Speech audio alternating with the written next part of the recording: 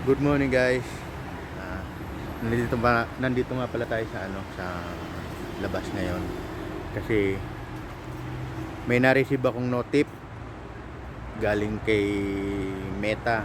Ang sabi niya doon sa notif, ah, credit transfer from Meta platform from United States, sabi niya.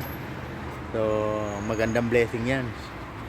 Ito yung second payout natin mula kay Meta.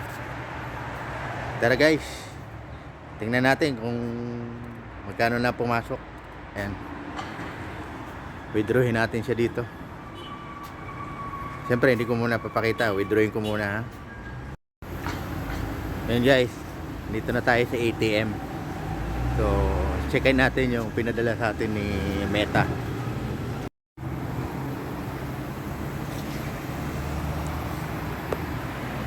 At yun nga guys, thank you ATM.